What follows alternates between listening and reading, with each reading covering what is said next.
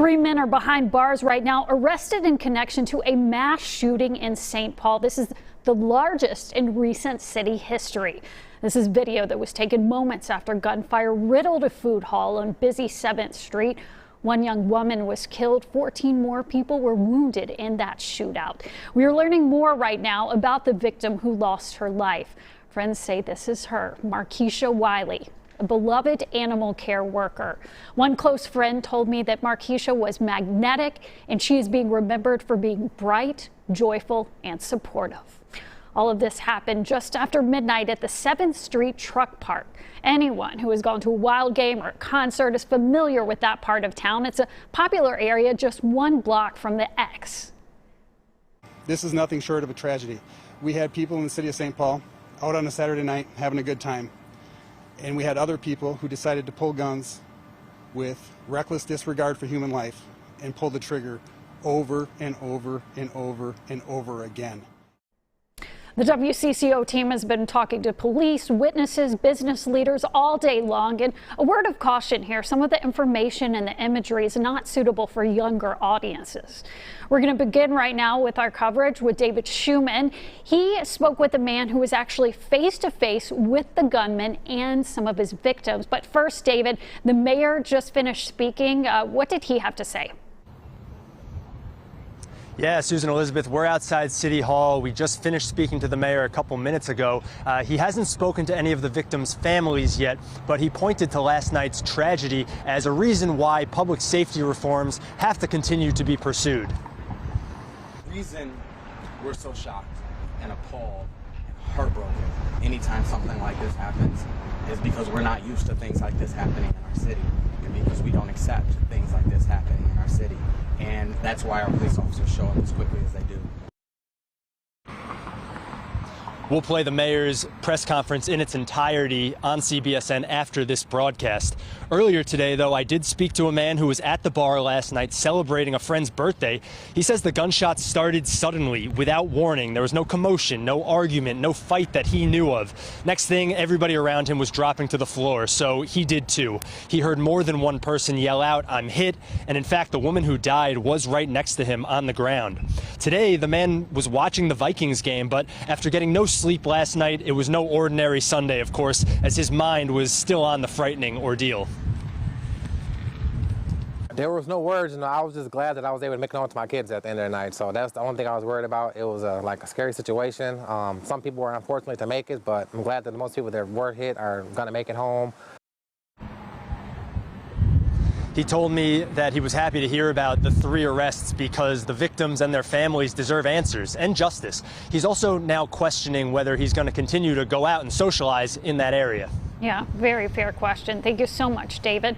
Caroline Cummings joins us live at the scene where there are still signs of chaos from last night. Caroline? Hi there, Susan Elizabeth. We've been out here much of today, and for much of the day, the scene behind me felt frozen in the time. Behind the crime scene tape that there was empty beer bottles and empty cups and even some full drinks scattered across the block. Many witnesses say that people dropped everything and rushed out away to escape the gunfire, and that many people left a lot of their personal belongings like bags and cell phones behind in the process. 22-year-old Jack Larson came back this morning to look for his phone, but that he left behind. He says he's still in shock, and he and his friends came out to the bar for some fun on what felt like a normal Saturday night. Then he says shots rang out in what felt like a time frame of just 30 seconds. He described 5 or 6 shots, a pause, and then more gunfire. One person next to him and another close by were shot, and they're bloodstained on his clothes.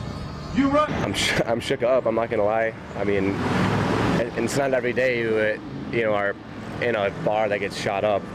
I mean, I'm thankful that I'm okay. All my friends are okay. I mean, it's just crazy. 2 feet to the other side of me, people got shot. Like, it's hard to process. I mean, like, I'm trying to swallow it all. It's still fresh. Now, what you can hear right now is a protest starting. People have come here to honor the victim who was killed. And another witness above the bar last night says he heard gunshots as he was getting ready for bed. He looked out his window and witnessed all of the chaos pouring out into the streets. And he says he saw 4 or 5 people carrying a woman to an ambulance. And the whole scene, he says, was like something out of TV, unlike anything he has seen before. Susan Elizabeth. So much trauma for so many people. Thank you, Caroline. Governor Tim Walz tweeted his condolences this morning and added that the state is working in close coordination with local law enforcement as they apprehend those responsible. Now, this section of West 7th Street, as we said, is very popular. There's bars and restaurants just down the street from the X. Kate Radich shares how local business owners there are feeling about the safety of the area.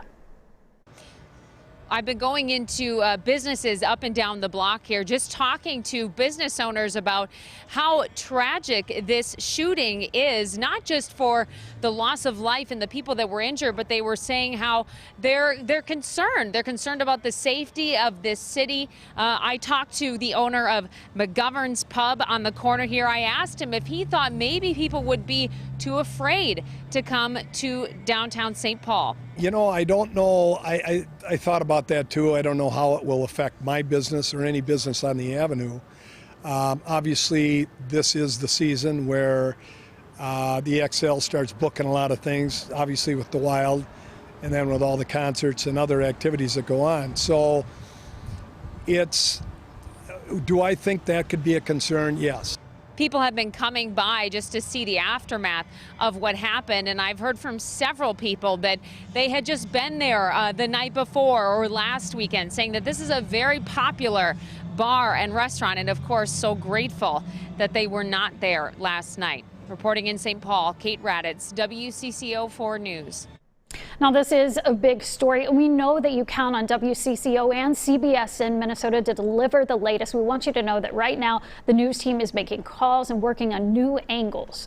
We want to recap this story for you one more time. One young woman was killed, 14 more people wounded in this shootout in St. Paul. This is video that was taken just moments after gunfire riddled a food hall on busy 7th Street. One young woman was killed, 14 more people were wounded in the shootout, and we've learned more about that victim who lost her life. Friends tell us it was Markeisha Wiley, a beloved animal care worker. One close friend tells me that Markeisha was magnetic, and she is being remembered now for being bright, joyful, and supportive. All of this happened just after midnight at the 7th Street Truck Park.